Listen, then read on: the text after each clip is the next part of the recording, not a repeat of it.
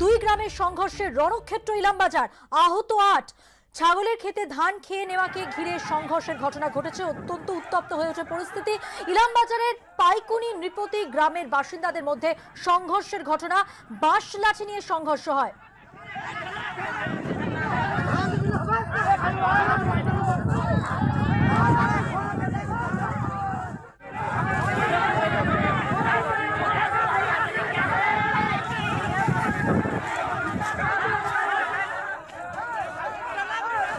দুই গ্রামের সংঘর্ষের ঘটনায় রণক্ষেত্রের চেহারা নেয় ইলামবাজার। এই ঘটনায় এখনো পর্যন্ত যেটা জানা যাচ্ছে ৮ জন আহত হয়েছেন। ছাগলের ক্ষেতের ধান খেয়ে নেওয়াকে ঘিরে সংঘর্ষের ঘটনা। ইলামবাজারের পাইকুনি নৃপতি গ্রামের বাসিন্দাদের মধ্যে সংঘর্ষের ঘটনা। এই ৮ জন আহত বোলপুর হাসপাতালে ভর্তি চিকিৎসার জন্য।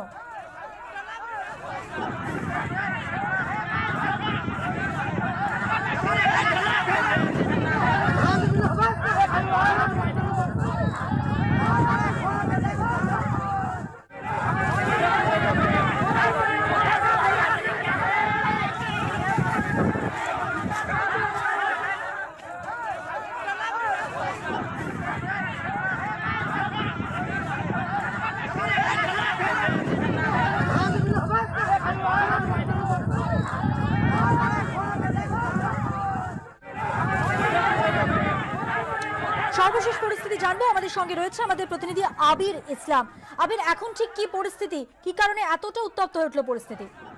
দেখো, এই মুহূর্তে পুলিশ রয়েছে ঘটনাস্থলে, তারা পরিস্থিতি নিয়ন্ত্রণে এনেছে। যদিও তোমাকে বলে রাখি, ইলামবাজার থানার পাইকুনি গ্রাম এবং নীরপতি গ্রাম, এই দুই গ্রামের মধ্যেই সংঘর্ষ, গন্ডগোলের সূত্রপাত। তোমার একই ছাগল পাইকুনি গ্রামে, সেই ছাগল কিন্তু নীরপতি গ্রামের মাঠে ধান খাওয়াকে কেন্দ্র করে গন্ডগোলের সূত্রপাত। একে অপরের বিরুদ্ধে অভিযোগ তুলছে, চড়া হয়ে বেধড়ক মারধর করছে। আমরা দেখতে পাচ্ছি এই ছবিতে একে অপরের চড়া হয়ে বেধড়ক মারধর করছে, লাঠি বাঁশ নিয়ে বেধড়ক মারধর করছে। যদিও ঘটনাস্থলে খবর পেয়ে পুলিশ যায়, তারা পরিস্থিতি নিয়ন্ত্রণে আনে। যদিও এখনো পর্যন্ত গ্রামের পরিস্থিতি অত্যন্ত থমথমে পরিবেশ রয়েছে। পুলিশ রয়েছে, আহতদেরকে বোলপুর মহকুমা হাসপাতালে নিয়ে আসা হয়েছে।